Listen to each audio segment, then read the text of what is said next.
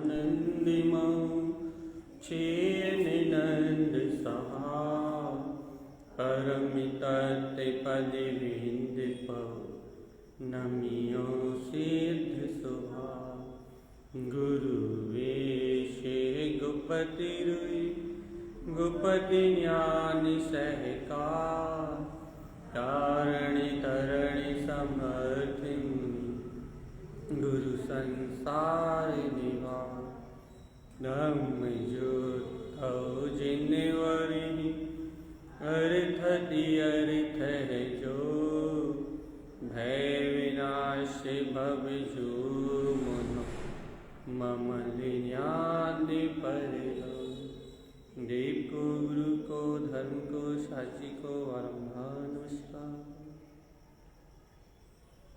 सिद्ध स्वभाव जी मंगलाचरण। सिद्ध है सिद्ध स्वभाव देखे न कहीं सुनी न कहीं हित उपजय न कहीं बोले तो ना बोले।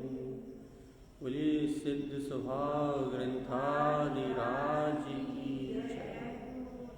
आचार्य प्रवर सद्गुरु तारण तरण मंडलाचार्य जी महाराज की जय।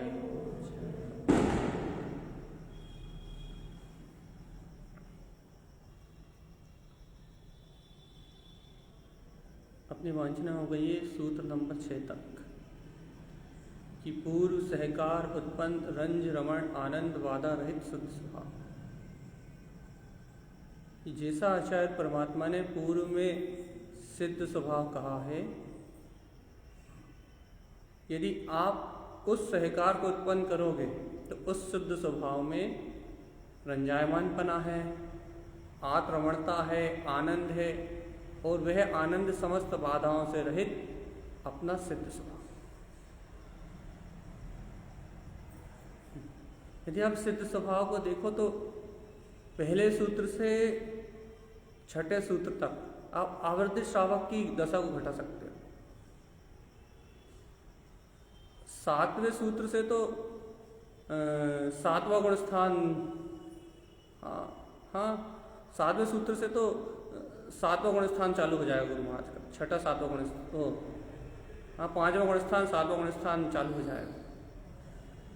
लेकिन पहले से लेके छठे सूत्र तक आप अपनी भूमिका घटा सकते हैं। अपनी भूमिका का सूत्र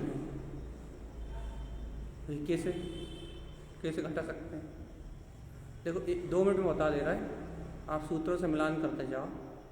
आचार्य भगवंत ने सबसे पहले सूत्र में कहा है कि वास्तविकता में सिद्ध स्वभाव है कैसा। सिद्ध स्वभाव का परिचय दिया भी है पहले सूत्र में। क्या परिचय दिया है? सिद्ध है सिद्ध स्वभाव। सिद्ध स्वभाव तो स्वयं सिद्ध है, उसे ना देखने की जरूरत है, ना कहने की जरूरत है, ना सुनने की जरूरत है। वो ना देख के बोलता है, ना सुन के बोलता है, ना कोई हित के लिए बोलता है, और बोले तो ना बोले, उसका बोलने चालने ऐसा कोई परिणाम ही नहीं। पहली जो गुरु महाराज ने पहला जो मंगलाचरण दिया है उसमें सिद्ध स्वभाव का परिचय है। दूसरे में भैया क्या है? भैया अब जब वो सिद्ध स्वभाव ना देखता है ना बोलता है तो वो है क्या? उसको स्वीकार करने वाला कौन है भैया? उसको स्वीकार कैसे किया जाता है?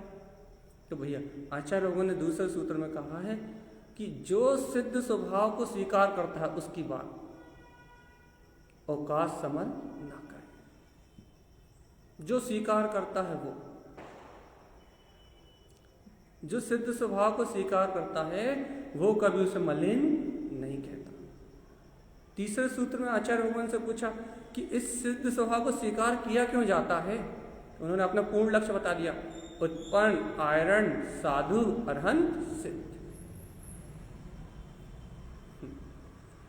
इस सिद्ध स्वभाव को स्वीकार इसलिए किया जाता है, इसका अनुभव इसलिए उत्पन्न किया जाता है कि भैया इसका आचरण करो और साधु दशा को प्रकट करके अरिहंत और सिद्ध दशा उपलब्ध करो। चौथे सूत्र में पूछा कि गुरुदेव आपने बता तो दिया, उत्पन्न कैसे होगा? तो उन्होंने कहा इच्छा भोजन जस इच्छा है। ऐसा सिद्ध स्वभाव। चौथे सूत्र में उन्होंने बता दिया कि भैया उत्पन्न करने के लिए ज्यादा प्रयास नहीं करना, जितनी इच्छा भोजन को ग्रहण करने की होती है, रुचिकर भोजन को पाने की होती है, यदि उतनी रुचि भी यदि तुम्हें इस भाव में अपने जीवन में अपने सिद्ध स्वभाव के अनुभव करने की होगी तो वो प्राप्त हो जाए। कोई बहुत बड़ा काम नहीं, आपकी रुचि आपकी इच्छा पर डिपेंड करता। तो भैया 4 सूत्रों में उन्होंने पहले में सिद्ध स्वभाव का परिचय, सिद्ध स्वभाव को पाने वाले की रुचि, वो उसे मलिन नहीं कहता, सिद्ध स्वभाव को प्राप्त करने वाले का लक्ष्य साधु पद को प्रकट करके अरिहंत सिद्ध दशा प्रकटाता है। चौथे में कि कौन प्रकटाता है, जिसके अंतर में उसकी इच्छा होती है भैया। और फिर 5वें सूत्र में उन्होंने वो घटना कह दी जो पहली बार जीव के अंतर में घटती, जिसको ऐसे सिद्ध स्वभाव को पाने की इच्छा अंतर में उत्पन्न हुई हो, जैसे सिद्ध स्वभाव को पाना चाहता है, जैसे सिद्ध स्वभाव की इच्छा को अंतर में रखे हुए उसके अंतर में जो घटना घटती है, वो क्या घटना घटती है, उत्पन्न प्रवेश। ऐसे तत्व की रुचि रखने वाला, तत्व की इच्छा रखने वाला, उसके अंतर ये घटना घटती है, असमय घटना घटती है, स्वयं घटती है। कब घटती है इसका कोई भी कुछ नहीं कह सकता क्या घटती है, लेकिन ये बता रहे हैं आचार्य। उत्पन्न प्रवेश, उसे तत्काल अपने स्वभाव में प्रवेश होता है। और उपजय अपने अनंत चतुष्टय में वीतराग तत्व का अनंत वैभव का दर्शन होता है, तुरंत प्राप्त होता है।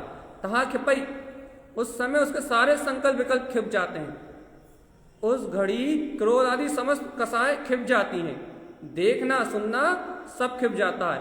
ऐसो सिद्ध स्वभाव, ये एक समय की वो स्वानुभूति है, एक समय की वो निर्विकल्प अनुभूति है, जो पहली बार सम्यक दृष्टि आवृत्ति श्रावक को उत्पन्न होती, तत्काल वो घटना घटती। किसको?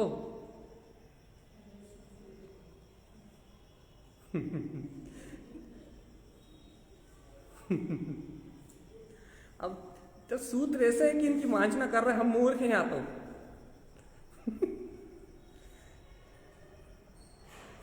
अब आचार्य भगवान कह रहे हैं कि वो एक समय की घटना जिनके पास घटती है, देखो आप तो सहानुभूति आपको हुई या नहीं हुई आप किसी से मत पूछना। यदि आपको ये एक समय की घटना घटी तो समझ आना आपको श्रद्धात्म अनुभूति हो गई। और उसके बाद आचार्य भगवान से पूछा, आचार्य भगवान वो घटना घट जाती है, वो आनंद में दशा बन जाती है, वो ऐसा सिद्ध स्वभाव प्राप्त हो गया, अब क्या करे? तो कहने लगे अब क्या है, पूर्व सहकार। जिसको एक बार अनुभव में ले लिया, जिस वैभव को एक बार अनुभूति में चख लिया, जिस अनंत चतुष्टय की शक्ति को एक बार अपने वेदन में ले लिया, तो आचार्य भगवान सीधी बात कह रहा है, एक बार जब तूने उस अतीन्द्रिय आत्मा का आनंद चख लिया तो उसी में रमो ना। क्यों?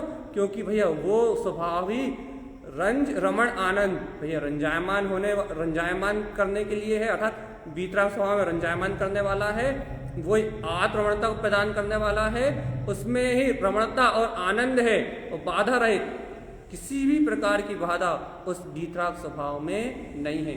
ऐसा सिद्ध स्वभाव, ये प्रेरणा है आवृत्ति श्रावक के लिए। क्या भैया? बुद्धि के विकल्प छोड़े और ये कहना बंद करे कि अपने को आनंद नहीं आता, अपन आत्मा में रमण नहीं कर सकते, इस भूमिका में आत्मा में रंजायमान नहीं हुआ जा सकता। ये प्रेरणा दे रहे हैं आचार्य भगवान। अरे जब एक बार उस अनुभूति को प्राप्त कर चुका है, एक बार उस वीतराग शक्ति को चख चुका है, एक बार अंतरात्मा से मिलन कर चुका है, जब तूने अपने अनंत अतीन्द्रिय वैभव को देख चुका है, तो अब बाहर आने की जरूरत क्या है? अर्थात बाहर विकल्पात्मक भूमिका में तो आता है, लेकिन ये कह रहा है पूर्व सहकार उत्पन्न, बार बार उसका सहकार क्यों नहीं करता? अर्थात बार बार उसे पाने की भावना क्यों नहीं है, बार बार वहां रमने की इच्छा क्यों नहीं है? अब कोई कहे भैया बार बार वहां जा ही नहीं पाते, भैया कोशिश तो बहुत करते हैं, प्रयास तो बहुत करते हैं, कहना बाधा रहित, फालतू बातें मत कर। वहां बाधा रहित आनंद है, बाधा रहित रमणता है, बाधा रहित रंजायमानपना है, वहां बिल्कुल सभी बाधाओं से रहित, अपनी सारी सुख सुविधाएं बराबर हैं। तुम तो ये बताओ कि एक बार अनुभूति होने के बाद तुमने आत्मा की इच्छा करके वीतराग तत्व को प्राप्त करने की इच्छा करके तुमने एक बार उसकी अनुभूति तो प्राप्त कर ली उसकी जिज्ञासा करके, लेकिन अब जो वर्तमान में कर्तत्व भोक्तत्व के जो संस्कार है ना, इस कारण से तुम उस अनुभूति को भूल गए और अपने गोरख धंधे में लग गए। यही हो रहा अपने साथ और कुछ नहीं हो रहा। एक बार तो अनुभूति कर ली, एक बार तो उस तत्व को अनुभव में ले लिया, एक बार तो जान लिया कि वो ज्ञायक तत्व भगवान आत्मा है, प्रकाशवान ज्योति स्वरूप है, उसका आनंद में ले लिया। लेकिन भैया अब क्या हो रहा है भैया, अब ये मन के जो संस्कार है ना, जो अनादिकालीन मन के संस्कार हैं, कर्तत्व के भोक्तत्व के नाना प्रकार के विषय वासनाओं के लिए जो मन गारब करता है, बस वो संस्कार सामने आके खड़े हो रहे हैं और जीव लगा हुआ गोरख धंधे में। किसकी बात चल रही है? अभी तक चौथे गुण स्थान की बात चल रही है, अपनी बात चल रही है। पहली बात तो अनुभूति हुई हो, सच्चा श्रद्धान हुआ, उससे ये बात चल रही है कि भैया जब वो वैभव अनंत वैभव देख लिया, अनंत चतुष्टय का प्रकाश देख लिया, तो अब क्या है, पूर्व सह का जाओ वापिस।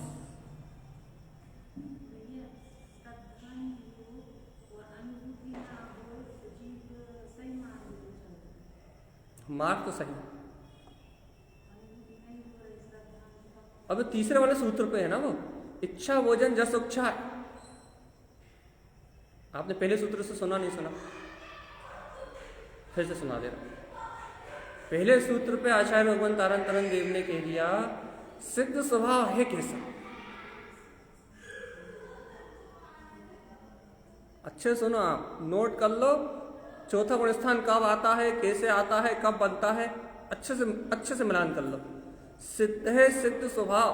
पहले सूत्र में आचार्य भगवान ने सिद्ध स्वभाव की महिमा को कहा कि सिद्ध स्वभाव तो सिद्ध है, वो देख के कुछ नहीं कहता, सुन के कुछ नहीं कहता, बाहर लौकिक हितों के लिए कुछ नहीं कहता, वो बोले तो ना बोले, पूरी दुनिया बोलती रहे, लेकिन वो सिद्ध स्वभाव बोलता। पहले सूत्र में सिद्ध स्वभाव क्या है, कैसा है, उसका प्रकाश कितना है, उसकी महिमा कितनी है, वो कह दी उन्होंने। उसका इस जगत से कोई लेना देना, उसका इस जगत से कोई नाता। अब गुरुदेव उसका साधक कौन है, तो कहने लगे औकाश समल ना कहे, जो उसे मलिन नहीं कहता, मतलब जो उसे वर्तमान समल दशाओं में नहीं देखता। औकाश समल ना कहे, जो ये देखता कि भैया अभी राग चल रहे हैं, द्वेष की परिणति चल रही है, कर्तत्व की परिणति चल रही है, भोक्तत्व की परिणति चल रही है, जो उस सिद्ध स्वभाव को सिद्ध देखता है, मलिन नहीं देखता, भैया उसका काम वो मोक्ष मार्ग का साधक हो जाता, उसकी शुरुआत हो जाती है। जो उसे मलिन नहीं कहता, अब गुरुदेव जो उसे मलिन नहीं कहता वो प्राप्त क्या करना चाहता है, इस सिद्ध स्वभाव को यानी कि जो पाने की इच्छा रखता है, उसका लक्ष्य क्या है, उन्होंने कह दिया उत्पन्न आयरन साधु। उसका एक ही लक्ष्य भैया कि साधु पद को उत्पन्न करना और अरिहंत सिद्ध, जैसे अरिहंत सिद्ध भगवान इस जगत के सारे चक्रव्यूह से मुक्त हैं, सारे परिभ्रमण से मुक्त हैं, वैसे अरिहंत सिद्ध दशा को प्राप्त करना। ये तीन सूत्र, पहली घटना सिद्ध स्वभाव की महिमा, दूसरी में उसका साधक की स्वीकारता, तीसरी में उसका पूर्ण लक्ष्य, अब चौथे में प्राप्त कैसे होता है। अब ये आपका वाला सूत्र, इच्छा भोजन जस उच्छाए ऐसो सिद्ध स्वभाव। सच्चा श्रद्धानी की भूमिका है कि उसके हृदय में उसे प्राप्त करने का उत्साह है, इच्छा है। इस भूमिका में सच्चे श्रद्धानी जीव को, सच्चा जो श्रावक है, उसके अंतर में उस वीतराग तत्व को पाने की इच्छा है। जैसे अन्य प्राणियों को, जैसे पशुओं को भोजन चरने की इच्छा होती है, दिन भर चारा चरने के लिए घूमते नहीं घूमते, दर दर भोजन के लिए भटकते नहीं भटकते। ये पूरी दुनिया, ये पूरा जनमानस भोजन प्राप्त करने के लिए, खाने के लिए, चाहे मन का भोजन हो, चाहे तन का भोजन हो, चाहे पेट का भोजन हो, भोजन के लिए भटक रहा नहीं भटक रहा, भटक रहा है भोजन के अलावा। तो वो कह रहा है जिस प्रकार जीव को भोजन की इच्छा उत्पन्न होती है, यदि उतना उत्साह उतना अपने सिद्ध स्वभाव को प्राप्त करने के लिए से इच्छा हो जाए तो ऐसो सिद्ध स्वभाव, तो तत्काल इस जीव को सिद्ध स्वभाव की अनुभूति हो जाए। ये हो गई चौथे गुण स्थान वृत्ति की भूमि का प्रारंभ, अर्थात सिद्ध स्वभाव को पाने की इच्छा हो गई प्रारंभ। अब ये हो गया आवृत्ति श्रावक, यहां से सच्चा श्रद्धानी। अब सच्चा श्रद्धान होने के बाद घटना क्या घटती है, जब उसे अनुभूति होती, निर्विकल्प स्वानुभूति होती, तब क्या घटना घटती, अब ये बता रहे हैं आचार्य। अभी तक श्रद्धान है, प्राप्त करने की भावना कर रहा है, प्राप्त कैसे होता है ये बताया उन्होंने कि उसके अंदर इच्छा होती है, जिज्ञासा होती है, पिपासा होती है कि मेरे अंदर वो सिद्ध स्वभाव है, तो भैया वो उसे पाना चाहता है, तो मिलता है उसे। अब गुरुदेव जब मिलता है तब क्या घटता है, तो ने कह दिया भैया उत्पन्न प्रवेश। भैया देखो अब वो जिज्ञासा का काल कितना लंबा होगा इसकी कोई गारंटी नहीं। आपको 2 साल में हो जाएगी या 5 साल में हो जाएगी या 1 मिनट में हो जाएगी। आप यहां सुनो और यहां हो जाए, इसका भी कोई गारंटी नहीं है कि आप एक बार सुनो और आप डूब जाओ, इसकी भी कोई गारंटी नहीं है। और आपको 2-4 साल प्रयास करना पड़े, उसकी भी कोई गारंटी नहीं है। लेकिन वो घटना घटती है। भैया वो घटना क्या घटती है, उत्पन्न प्रवेश। जो उस सिद्ध स्वभाव को चाहता है वो उसे उत्पन्न करके उसमें प्रवेश करता है। भैया उसे प्रवेश करने में क्या मिलता है, उपजे लय। भैया अपना अनंत वैभव, अनंत ज्ञान दर्शन वीर उसे प्रकट दिखाई देने लगता है। तो भैया उस समय क्या घटना घटती है, जब उसे ऐसा अनंत वैभव दिखता है तो उसे क्या चलता है, कहने लगा संसार में कुछ नहीं दिखता, संसार के सारे विकल्प खिप जाते हैं, सारी कसाएं खिप जाती हैं, देखना सुनना सब खिप जाता है। और ऐसो सिद्ध स्वभाव उस समय जो एक समय की निर्विकल्प स्वानुभूति है वो उसके अंतरात्मा में जगमगाती है। ये हो गया उसका प्रमाण कि अब कोई जगत में संसार में परिभ्रमण, खेल खत्म। गुरुदेव आगे क्या करें, वो उस रंजायमान पने को, उस आनंद को, उस वीतरागता को, उस चैतन्य चमत्कार को जो हमने चखा था उसे बनाए रखने के लिए क्या करें, कहने पूर्व सहकार पहले सूत्र से 5वें सूत्र तक यही तो बता क्या है। अभी पूछ रहा क्या करें, अपने सिद्ध स्वभाव को मलिन मत कहो, उसको पाने की इच्छा है तो भैया उसे पाने की इच्छा जो उत्साह है उसे बनाए रखो। और उत्पन्न प्रवेश जो प्रकट हुआ था उसमें फिर से पूर्व सहकार, उसका पूर्व से सहकार करो, बार बार सहकार उत्पन्न करो। भैया उसके सहकार को उत्पन्न करोगे तो उसमें बाधा रहित रमणता है, आनंद है, रंजायमान पना है, ऐसो सिद्ध स्वभाव। अब ये 6 सूत्र तक तो आवृत्ति श्रावक का काम हो गया। अब 7वें सूत्र से अपन वृत्ति श्रावकों के पास चले। क्या कह रहे हैं आचार्य भगवान, तिही को दान दे सिद्ध पहचान। अरे इसमें सूत्र में कुछ गड़बड़ है। तिही को दान दे सिद्ध पहचान, इसमें तो सिर्फ सिद्ध पहचान करके छोड़ दिया। हाँ पुरानी है, वही मैंने सिद्ध पहचान लिख के छोड़ दिया। तिही को दान दे सिद्ध पहचान ले रली आनंद दे। अब यहां आचार्य भगवान जो सिद्ध स्वभाव का साधक है उसके उपयोग की कितनी सावधानी ये बता रहे हैं। अब ये थोड़ी गहरी चर्चा, सुबह का विषय बहुत हल्का रहता है, शाम को थोड़ा तगड़ा। अब आचार्य भगवान कह रहे हैं कि वो जो सिद्ध स्वभाव का साधक है वो कहाँ दान देता है, अपने उपयोग को। दान बता रहा है, शुद्ध दान, धन का दान नहीं बता रहा है, पैसे का दान नहीं बता रहा है,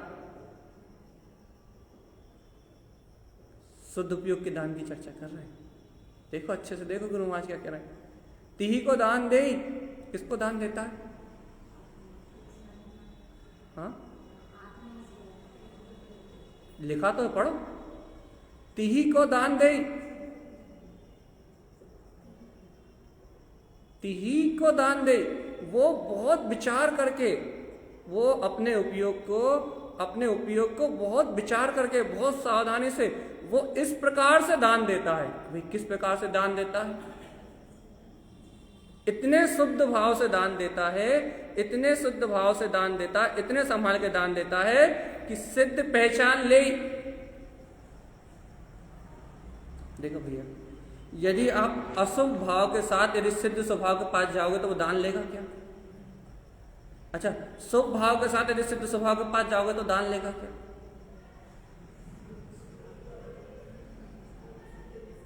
नहीं लेगा।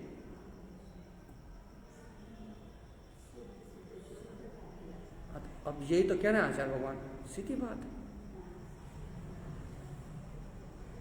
यदि आप शुभ भाव के साथ जाओगे, यदि पूजा भक्ति अर्चना के भाव लेके जाओगे तो भी सिद्ध स्वभाव आपका दान लेने वाला, और यदि आप पाप से कसाई के पास के साथ जाओगे तो भी आपका सिद्ध स्वभाव दान लेने वाला। देखो ये एक आश्चर्य की बात सुनो, अनादि काल से सिद्ध स्वभाव अपने पास है या नहीं? ये अपनी शाश्वत चेतन शक्ति, ये अपना सिद्ध स्वभाव अनादिकाल से अपने अंतर में है, लेकिन आज तक अपन अपने सिद्ध स्वभाव को दान नहीं दे पाए। धी को दान दे, क्यों नहीं दे पाए?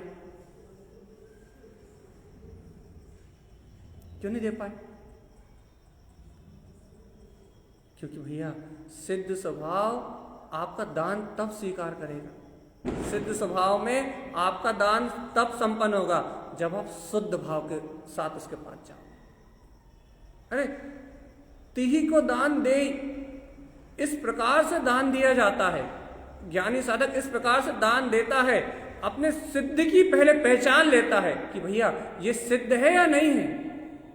मेरा शाश्वत सिद्ध स्वभाव, मेरा वीतराग तत्व, अपना ज्ञाता स्वभाव, इसको पहचानता है, उसके बाद देता है। तो भैया जब सिद्ध स्वभाव को पहचान के दान देता है तो फिर सिद्ध स्वभाव उस दान को लेता है।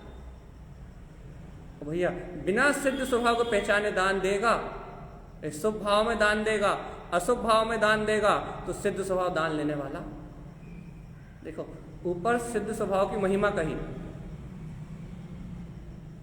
ऊपर सिद्ध स्वभाव को परिचय करा दिया कि सिद्ध स्वभाव कैसा है, सिद्ध स्वभाव का अनुभव कैसा है। और इस सूत्र में यहाँ उपयोग, अपना जो उपयोग है वो कहाँ दान दिया जाए। दान देने का अर्थ क्या है भैया? दान देने का क्या अर्थ है? हाँ, दान देने का अर्थ है कि उपयोग को लगाना। यदि उपयोग विषय पाप कसाय में लगेगा तो भैया शुभ अशुभ कर्म मान देगा, उस संसार से मुक्त नहीं हो सकता।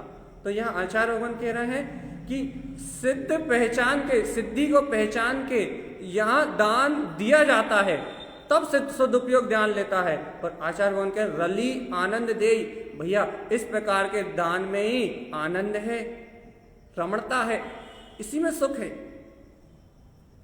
लेकिन भैया अपने को काय में सुख प्रतीत होता है? देखो सरल ही बोल रहे हैं हम, सूत्र का अर्थ नहीं कर रहा है, सूत्र का अर्थ कल सुबह करेंगे, क्योंकि अभी तो शुरुआत करी सूत्र को, बोले ही बस। जल्दी बताओ, अपने को आनंद कहाँ महसूस होता है?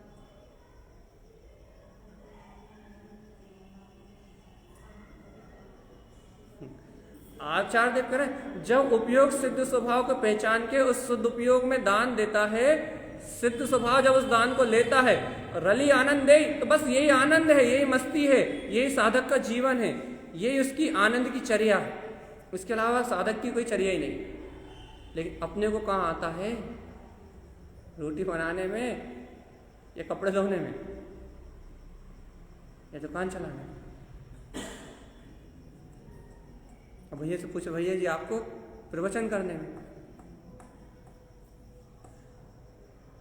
अपने को कहाँ आनंद आता है? कहाँ आता है? पता है नहीं?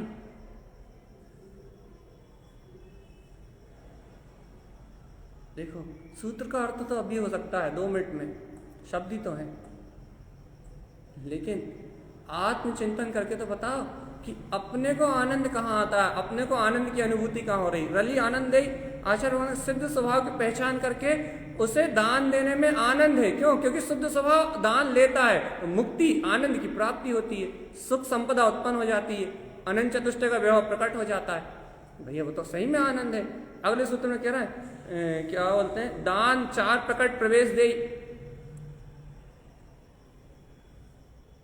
यहां तो अब गुरु महाराज श्री दान की परंपरा चालू कर रहे हैं। दात्र दे पात्र ले जिन अनमोद प्रियो, बाधा रहे चोरी रहे चोरी दान ना रुचे अनमोद, अर्घ भूले नर ठिडी पड़े।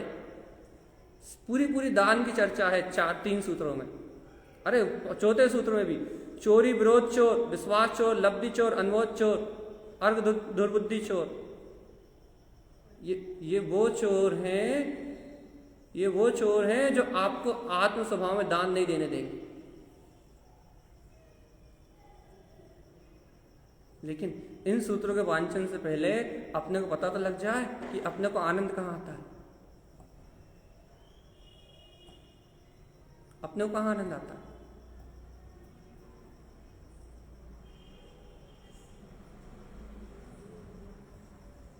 आनंद की परिभाषा बदलनी पड़ेगी ना, सुख की परिभाषा बदलनी पड़ेगी ना। आचार्य देव का सुख अपने उपयोग को सिद्ध स्वभाव में दान देने से आ रहा है, अर्थात ज्ञान उपयोग में आत्मरमणता में वो सिद्ध स्वभाव को पहचान के जहां दान दिया जा रहा है वहां आनंद आ रहा है। और अपन को देखो ये विचार इसलिए कर रहे हैं अपने आप को खुद कि अपन इस सिद्ध स्वभाव को अपन पहचानते ही नहीं है। अपन सिद्ध स्वभाव की पहचान करके कहाँ दान देते। अच्छा एक बात बताओ, सुबह से लेकर शाम तक हम खुद देख रहे हैं, अभी 4 दिन से पड़े हुए थे, वैसे पूरे दिन तो इतने व्यस्त रहते हैं टाइम ही नहीं रहता। और 4 दिन से जब बिल्कुल पड़े हुए थे तो ये दिमाग का जो मीटर है ना, विचारों की जो धारा, 1 सेकंड के लिए भी डैश डैश डैश का स्पेस देती है क्या? जब बार बार अवलोकन कर रहे थे, जब बार बार अपने आप को देख रहे थे कि ये अपने जो दिमाग का जो सर्कुलर है, जो मीटर है, जो मन की जो विचारधारा है, वो 1 सेकंड के लिए भी यदि सावधान ना हो तो, 1 सेकंड के लिए भी यदि अपना उपयोग ना बदलो तो वो धारा 1 सेकंड के लिए भी अंतराल नहीं ले रही थी। अब हम कह रहे थे भैया बाकी समय तो ये विचार कभी चलते ही नहीं है, ऐसी भावधारा कभी चलती नहीं है। या तो तत्व का चिंतन चल रहा था या तो फिर इधर उधर के विचार चल रहे थे। जो घटनाएं कभी घटी नहीं या जो क्रियाएं होनी नहीं है, इस प्रकार के विचार आ रहे थे। मैंने कहा ये हो क्या रहा है। मैंने कहा भैया अब मैंने कहा बाकी दिनों में तो कुछ नहीं होता, तो बाकी दिनों में पता लगा कि लेखन, चिंतन, चर्चा और बाकी रूटीन में इतने व्यस्त रहते कि टाइम ही नहीं है आपके पास, अशुभ उपयोग के लिए टाइम ही नहीं है। अब जब आपके पास टाइम ही नहीं तो फिर चल ही नहीं रहा हो। अब ये अचानक से क्या हुआ, तो पता लगा कि ये सर्कुलर तो 1 सेकंड के लिए भी शांत नहीं हो रहा। जो भाव की धारा है, जो विचार की धारा है, वो सर्कुलर तो 1 मिनट के लिए शांत नहीं हो रहा। ये नाना प्रकार के विचार आ कहाँ से रहे हैं, ये नाना प्रकार की आकृतियां अपने आप ही चित्त के सामने बन कहाँ से रही हैं। तो मुझे पता लगा कि ये तो निरंतर चल रही है धारा, तो और जागृति है, बोध है, आत्मचिंतन है। तो आत्मचिंतन चलता है तब तो अच्छा लगता है, ऐसा लगता है कि भैया प्रसार चल रहा है, ऐसा लगता है कि भैया अपन सही दिशा में आगे बढ़ रहे हैं। लेकिन आत्मचिंतन चलते चलते वो धारा रुक जाए और इधर उधर के चिंतन चलने लगे तो लगता है कि कहाँ चलेगा, कहाँ खो गया, अचानक क्या हो गया, ये धारा आ कहाँ से गई।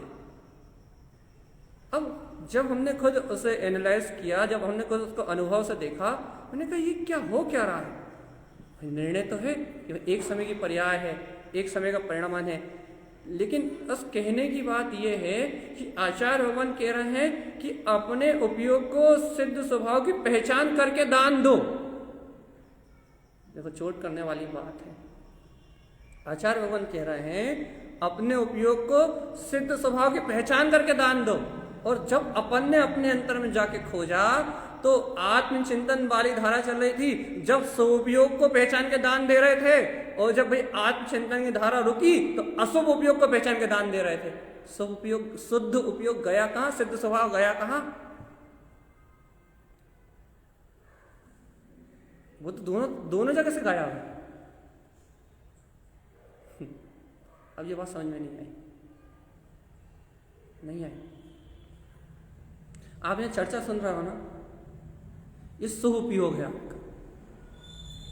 आपका शुभ उपयोग चल रहा है। और यदि ये बात आप चिंतन कर रहे हो ना, तो ये आपका शुभ उपयोग है। और घर गृहस्थी के जो विकल्प चल रहे हैं, चिंताएं चल रही हैं, ये आपका अशुभ उपयोग है। अब ये शुभ अशुभ उपयोग की धारा निरंतर चल रही है। और आचार्य भगवान कह रहे हैं कि अपने उपयोग को यहां दान मत दो,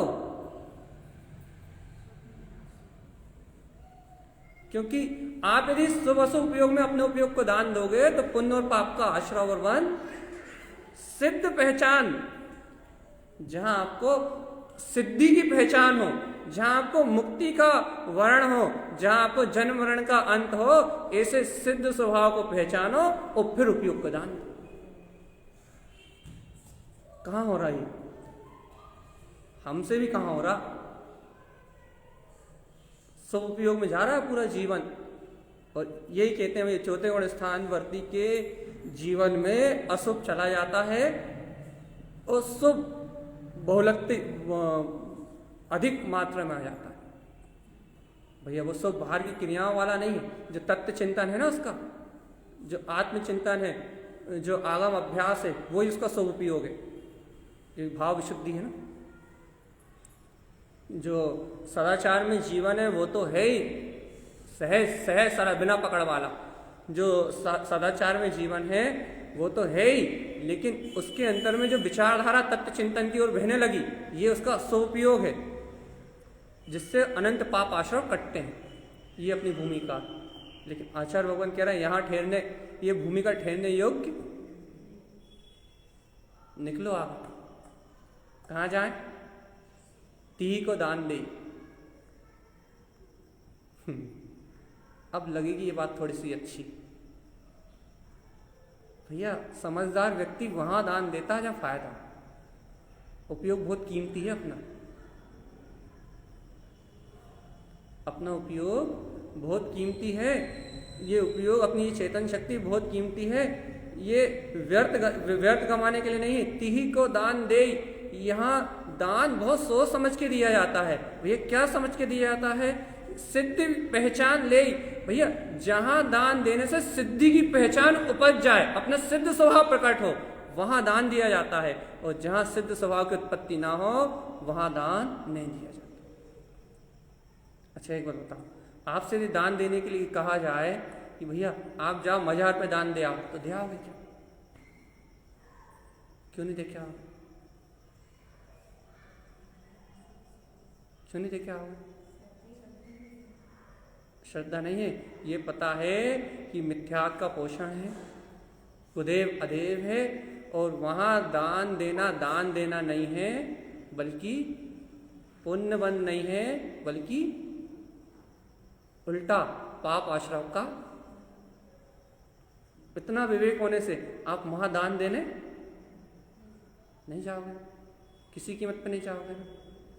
अब ऐसे आचार्य भगवान कह रहा है, अरे भगवान जब तुम्हें मालूम है शुभ अशुभ उपयोग दोनों संसार के कारण हैं,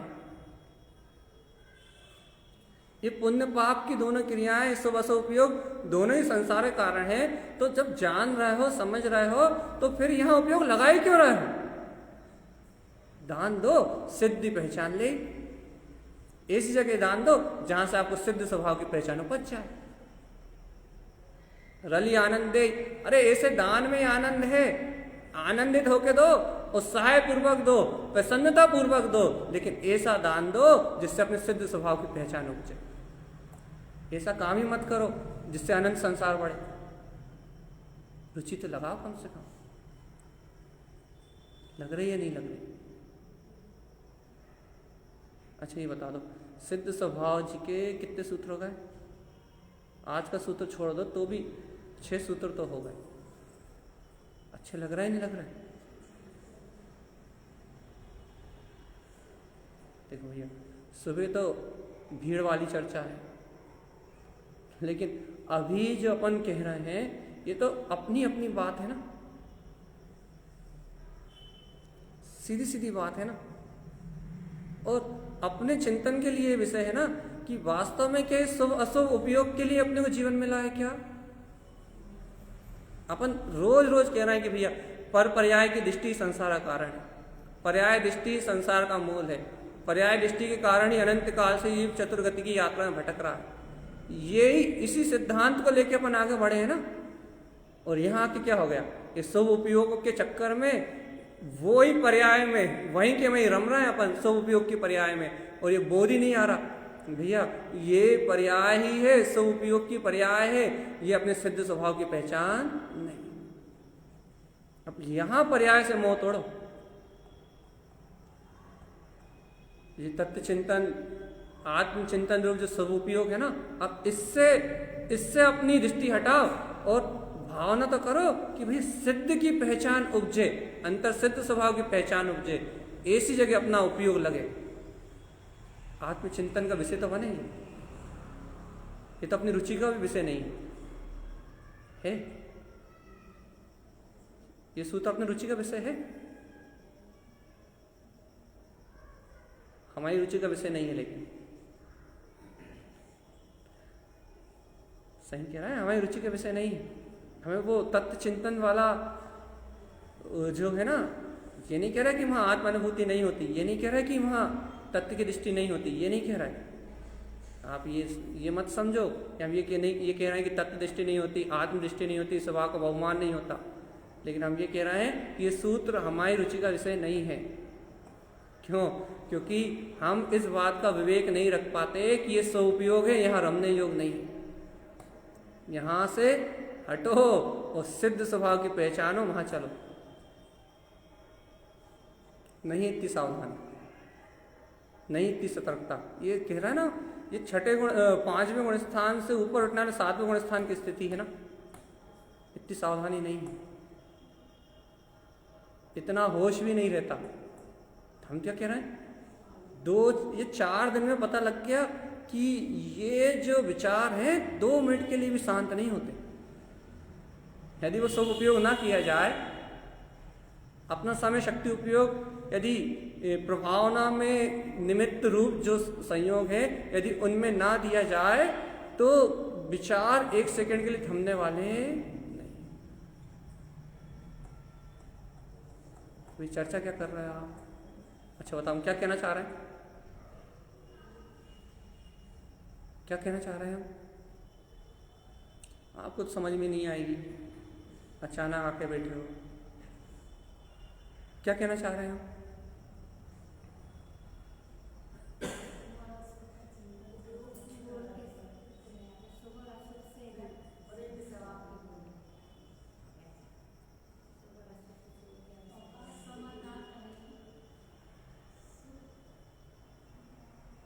देखो, हमने आपको पूरी पहली क्लास से पढ़ाई कराई थी।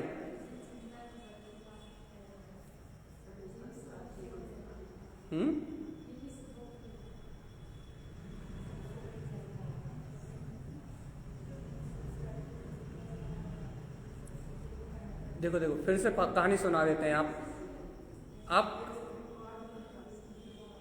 हम आपको पूरी कहानी पहली क्लास से फिर से पढ़ा देते हैं। पहली क्लास में आचार्य देव ने जो सिद्ध स्वभाव की महिमा कही भव जीव को, तो आचार्य भगवान ने कहा कि भाई सिद्ध स्वभाव, पहले सिद्ध स्वभाव का परिचय कराया कि सिद्ध स्वभाव कैसा है भैया। उन्होंने सिद्ध स्वभाव एक बहुत अभूतपूर्व है, बहुत अतीन्द्रिय आनंद में है। कैसा है? तो कहने लगे, देखे ना कहीं, सुनी ना कहीं, हित उपजय ना कहीं, बोले तो ना बोले। भैया जो ना देख के कुछ कहता है, ना सुन के कुछ कहता है, ना लौकिक हितों की बात में कुछ कहता है, जो बोलते हुए भी नहीं बोलता, वो है सिद्ध स्वभाव, जिसका सांसारिक किसी भी घटना या प्रयोजन से कोई संबंध नहीं। पहले सूत्र में आचार्य भगवान ने सिद्ध स्वभाव की व्याख्या कर दी कि सिद्ध स्वभाव कैसा है, उसका संसार से कुछ भी लेना देना। दूसरे सूत्र में क्या कहा? औकाश समझ ना खाए। उसको पाने वाला जिज्ञासु कौन? जिज्ञासा है यहाँ, जिज्ञासा है यहाँ, उसकी पिपासा रखने वाले की बात है। जिज्ञासा है आचार्य भगवान से कि आपने सिद्ध स्वभाव को कह तो दिया कि वो ना देखता है, ना बोलता है, ना सुनता है, लौकिक हितों से जिसका कोई प्रयोजन नहीं है, ये जो संसार में बोलना चालना हो रहा है, ये व्यवहार है भैया। अब भैया जीव भैया खाते हुए भी दिख रहा है, पीते हुए भी दिख रहा है, सोते हुए भी दिख रहा है, जागते हुए भी दिख रहा है, बोलते हुए दिख रहा है, कहने लगे इन सांसारिक सारी बातों से जिसका कोई प्रयोजन नहीं है वो सिद्ध स्वभाव है। अब गुरुदेव वो है तो कैसा है, उसको पाने वाले की जिज्ञासा, तो कह रहे औकात समझना का है। जो उसको मलिन नहीं जानता, जो उसको शुद्ध जानता है, जो उसे सब बाधाओं से, कहने सुनने बोलने बताने, इन सारी मलिनताओं से, इन सारी अशुद्धताओं से बिल्कुल भिन्न जानता है, औकात समझना का है, जहां उसे रहना है, उस सिद्ध स्वभाव को बिल्कुल प्योर 100% शुद्ध पहचानता है, उसके लिए है भैया, और किसी के लिए। अब इसको भैया, इसको पहचानने का लक्ष्य क्या भैया, क्या करेंगे इसे पहचान के, इसे जान के क्या होगा, तो कहने लगे उत्पन्न आयरण साधु, साधु पद का आचरण उत्पन्न करेंगे। क्यों? अरिहंत सिद्ध। लक्ष्य तो कैसा है, जैसे सिद्ध भगवान अपने सिद्धालय में विराजमान है, अरिहंत भगवान अपने केवल ज्ञान दर्शन की निधि से जगमगा रहे हैं, वैसी दशा अपने को प्राप्त। अब भैया ये बताओ कि प्राप्त कैसे होगा, तो उन्होंने कहा भैया जीवन भर जितनी भोजन को ग्रहण करने की इच्छा हो रही है, जितनी भोजन ग्रहण करने की इच्छा हो रही है, इच्छा भोजन जस उपक्षाय, जितना भोजन को ग्रहण करने की इच्छा हो रही है, यदि उतना उत्साह भी सिद्ध स्वभाव को प्राप्त करने का हो गया, तो वो सिद्ध स्वभाव अपने को तत्काल प्राप्त हो जाएगा, उसकी अनुभूति प्राप्त हो जाएगी। भैया जब उसकी प्रवेश, जैसे ही उसमें प्रवेश होगा, उपजय लय अनंत चतुष्टय का वैभव छलक जाएगा। उस समय क्या क्या होगा, समस्त संकल्प विकल्प तहां खिपई, समस्त संकल्प विकल्प खिप जाएंगे, क्रोध आदि सारी चार कसाय खिप जाएंगी, देखना सुनना खिप जाएगा, ऐसो सिद्ध स्वभाव। अब गुरु महाराज इसके आगे का पुरुषार्थ क्या है, इसके आगे साधक क्या करेगा, कहने लगे पूर्व सहकार उत्पन्न, बार बार उस अनुभूति को उत्पन्न करने की भावना। क्या होगा उससे, रंज रमण आनंद, वही आनंद है, वही रंजायमान पना है, वही उत्साह है, वो वादा रहित अपना सिद्ध स्वभाव है। अब यहां तक की भूमिका तो हो गई अपनी। अब ये जो नीचे वाली जो गाथा है, तिही को दान दे सिद्ध पहचान ले, ये भूमिका नहीं। क्यों? क्योंकि जैस अपन बार बार उस स्वभाव को प्राप्त करने की भावना तो कर सकते हैं, पूर्व सहकार उत्पन्न।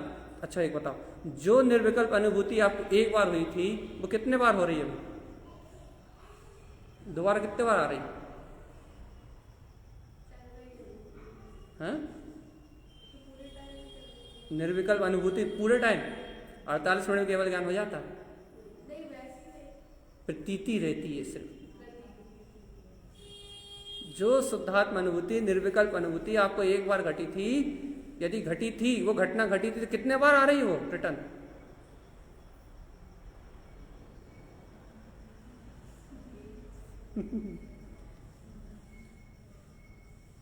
पता है, याद भी है, हुई भी थी या नहीं हुई थी?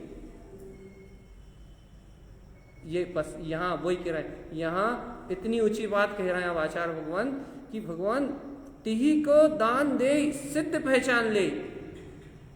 कि भैया ज्ञानी साधक की बात कर रहे हैं, क्योंकि आपने सिद्ध स्वभाव ग्रंथ खुलवाया ना भैया, तो अब आचार्य भगवान जो कहेंगे वही तो कहना पड़ेगा। तो आचार्य भगवान सीधी बात कह रहे हैं कि वो साधक शुद्धता को पहचान के दान देता है, सिद्ध स्वभाव को पहचान के दान देता है। उसके लिए स्वउपयोग महत्वपूर्ण नहीं है। ये शुद्ध जो स्वउपयोग है, जो अशुभ उपयोग तो है ही नहीं वहां। ये जो स्वउपयोग चल रहा है, चिंतन की धाराएं चल रही है, ये भी उसके लिए महत्वपूर्ण नहीं है। उसके लिए महत्वपूर्ण तो अपना सिद्ध स्वभाव है। क्यों? क्योंकि रली आनंद दई, उसमें रमण करने में आनंद आता है, वो आनंद देने वाला। ये साधु दशा है ना, ये साधु की दशा है, ये वीतरा की साधु की दशा। आचार्य भगवान तारण तरन देव की अंतर की दशा है। तो उस दशा को कह रहे हैं कि भैया आत्मरमणता में आनंद आता है। और यहाँ अपन अपने आप को क्या ठोक रहे हैं? अपन ये ठोक रहे हैं कि अपन तो यहाँ संतुष्ट हो गए। कहाँ? तत्व चिंतन में। अपन यहाँ संतुष्ट हो गए कहाँ? तत्व चर्चा करने में। अपन यहाँ संतुष्ट हो गए कहने में, सुनने में और बताने में। अपने को इसके आगे की खबर भी नहीं। ये कह रहे हैं कि अपने को इसके आगे खबर तो आए। भैया भूमिका नहीं है, पुरुषार्थ नहीं कर पा रहा, यह बात अलग है, लेकिन अपने को इसके आगे की खबर भी नहीं है। ये बात खबर तो आए कि अपना उद्देश्य आगे बढ़ना है, रुकना नहीं। खबर तो आए, होश तो आए कि यदि भैया इस मार्ग को अपनाया है तो कम से कम शुद्धता की पहचान तो रखो कि मैं गायक तत्व भगवान आत्मा हूं तो हूं। उस गायक स्वभाव को पहचान के दान देना है। इस भूमिका में कैसे होगा? नहीं होगा।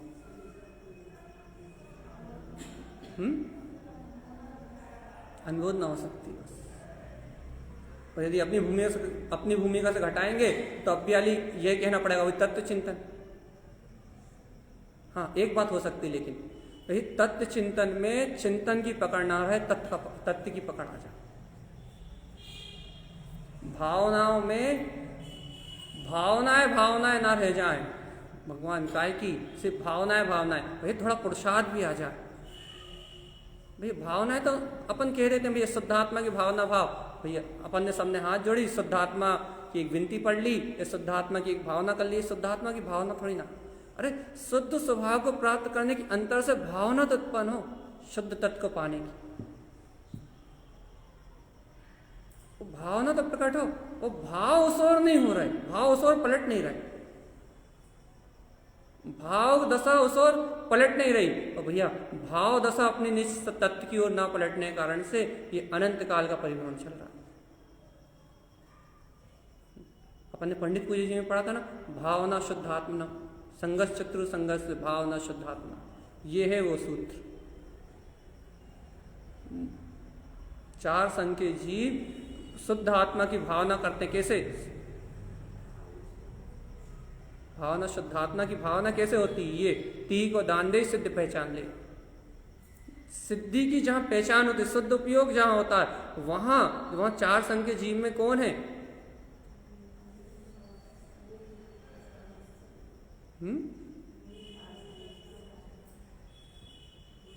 मेरे हिसाब से तो ऋषि अति मुनि अंगार है।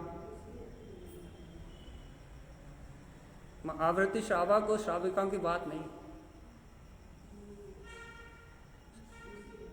ऋषि अति मुनि अंगार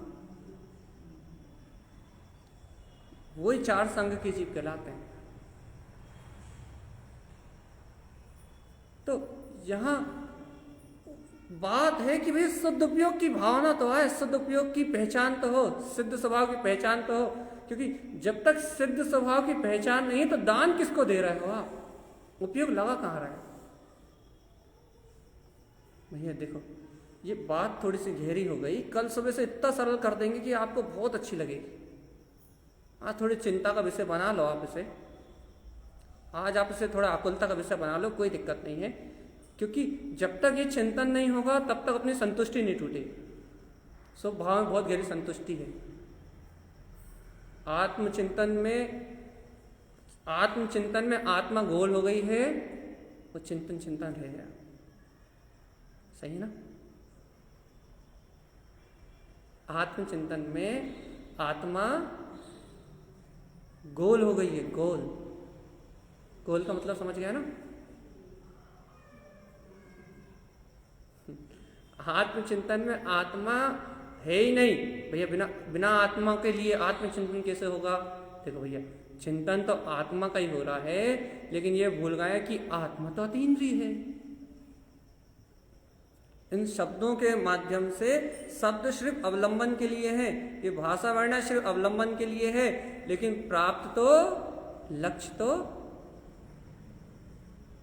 अभिप्राय की, जो अंतर में ज्ञान का जो अभिप्राय होना चाहिए, जो अंतर में लक्ष्य होना चाहिए, जो अपने अंतर में जो लक्ष्य होना चाहिए, प्रगाढ़ लक्ष्य, वो लक्ष्य कमजोर हो गया अपनी अंतरात्मा का। और वो जो लक्ष्य की कमजोरी है ना, वो लक्ष्य की कमजोरी, वो अभिप्राय की जो अपनी ये कहो कि कचास है, वो अभिप्राय की कचास अपने को शुभ उपयोग में कहीं ना कहीं संतुष्ट करके रखी। और जब तक ये संतुष्टि है तब तक आगे बढ़ने का मार्ग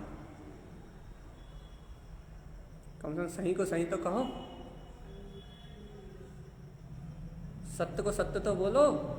अपन देखो ये क्रियावादियों को कितने अच्छे कहते हैं कि ये तो एक नंबर के ढोंगी, कितने स्पष्ट शब्दों में कह देते हैं, बिल्कुल बिना डर के। कोई भय आता है क्या? उनको कहने में कोई डर नहीं लगता। अपने आप को भी तो बोलो।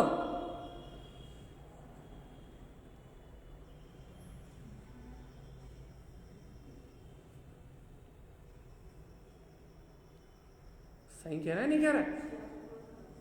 हाँ, 16 करने वालों को, 16-17 करने वालों को ज्यादा, 16 ओवर 16 नहीं ओवर 16 ज्यादा पकड़ वालों को अपन कह देते हैं कि ये कोई काम के नहीं।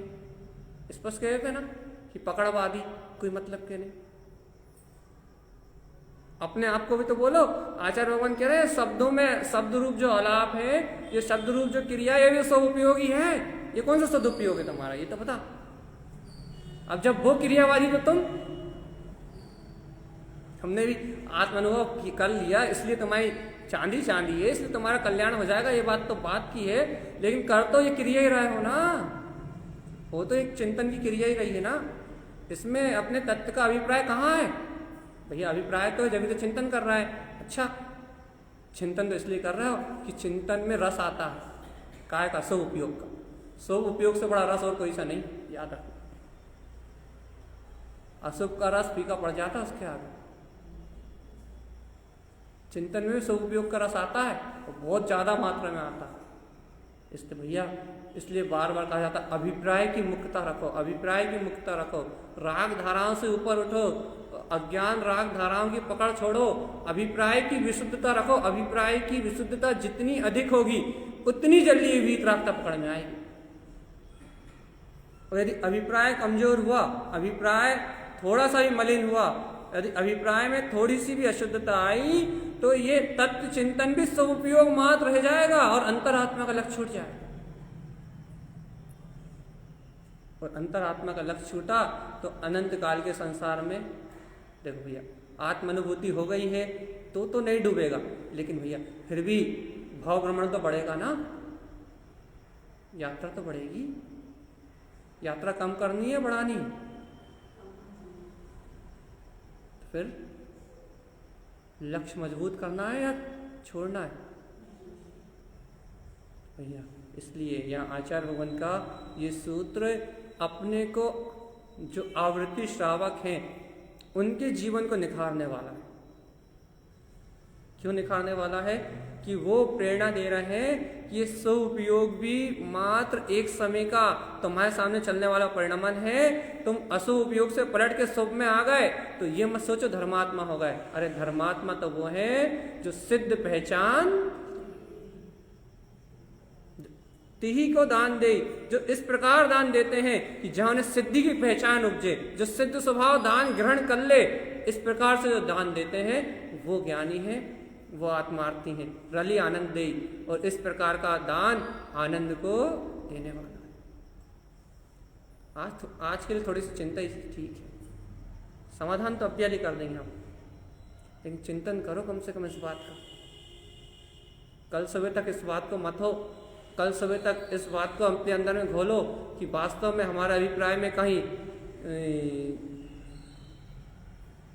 कमी तो नहीं आ गई। जिस लक्ष्य को हम लेके आगे बढ़े थे, भाई शुद्धता ही ग्रहण करेंगे, शुद्धता को ही अपनाएंगे, शुद्धता के अलावा और कहीं नहीं भटकेंगे। जिस लक्ष्य को, जिस अभिप्राय को लेके अपन आगे बढ़े थे, कहीं वो अभिप्राय तो कमजोर नहीं हो गए। क्योंकि एक जैसी धारा बहने लगती है ना जीवन में, एक जैसी, वही प्रवचन सुनना, वही रोज प्रवचन सुनना, वही बात सुनना, वही एक जैसी स्थिति, भैया वही थोड़ा सा आनंद आ गया, वही थोड़ी सी अपन ने भैया स्वाध्याय कर लिया, वही थोड़ा सा मंदिर आ गए, तो एक जैसा जब जीवन चलने लगता ना, वो एक संतुष्टि, एक रोटेशन से आ गया ना, वही का वही रोटेशन हो रहा।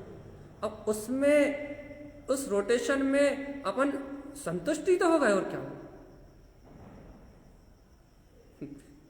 संतुष्टि तो आ गई, स्थिरता ही तो आ गई।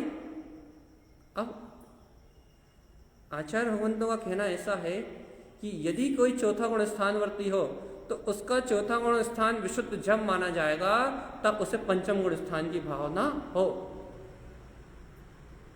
और यदि पंचम गुण स्थान की भावना नहीं है तो नियम से या तो सम्यक मिथ्यात्व उसके साथ चल रहा है, क्योंकि सम्यक मिथ्यात्व नहीं है तो भैया फिर तो उसको सहज ही पंचम गुण स्थान के भाव होने चाहिए इस भूमिका में। भैया क्यों क्यों नहीं है भैया आगे बढ़ने की भावना? अरे एक सिंह राज को जब जंगल में सम्यक दर्शन होता है तो उसकी आगे संयम की भावना होती है, पंचम गुण स्थान के भाव उत्पन्न हो जाते हैं। तो क्या इस जीव को यदि आत्मदर्शन हुआ है, सम्यक्त हुआ है, तो इसे पंचम गुण स्थान के भाव क्यों नहीं है? भाव तो होना चाहिए ना, भाव विशुद्धि तो होना चाहिए, आगे बढ़ने की भावना तो होना चाहिए। यदि वो आगे बढ़ने के भाव नहीं है, आगे बढ़ने के भाव नहीं आ रहा है, तो कारण खोजो, उपाय खोजो। आप आगे बढ़ने की भावना क्यों नहीं हो रही? अब आप कहो ये पंचम काल है, आगे बढ़ नहीं सकते, तो भैया हम कहाँ कह रहे हैं जो परिणाम होना है वो अपनी योग्यता से होगा। हम तो तुम्हारी भावना को पूछ रहे हैं, हम तो तुमसे ये कह रहे हैं तुम्हें भाव कहाँ है, कौन सा काल है, ये नहीं पूछ रहा है। तुम्हें सहना है या नहीं है ये कौन पूछ रहा है? हम तो भाव विशुद्धि पूछ रहा है कि आपको आगे बढ़ने की भावना है। जी भैया आपको आगे बढ़ने की भावना है, निरंतर ऊपर उठने की भावना है, तो आपका चौथा गुण स्थान विशुद्ध बना रह सकता। तो आपका वर्तमान गुण स्थान में, वर्तमान में आपका जो चित्त है, आपकी जो निर्मलता है बनी रह सकती है। आप प्रमादी नहीं होगे, आप स्वच्छंदी नहीं होगे, आपका अभिप्राय मलिन नहीं होगा, आपकी दिशा नहीं भटकेगी, आपका उपयोग नहीं भटकेगा। क्यों? क्योंकि आपका लक्ष्य ऊर्ध्वगमन करने का है, आगे बढ़ने का है, आप भ्रमित नहीं होगे। और भैया यही मान के बैठ जाओ कि अब चौथे गुण स्थान में आप कुछ हो ही नहीं सकता। तो भैया जो है विशेष सो है, बोलिए आचार्य प्रवर सदगुरु अनंत मंडलाचार्य जी महाराज। ये जय बोलने का मतलब ये नहीं है कि आप अब भी भूलो और भूल जाओ, आगे बढ़ने की भावना। जय नमस्तु तम च नंदिया नंदिमा छेय निलंबिसा परमिता पद विंदिपा नमियो सिद्ध सुपा गुरु वे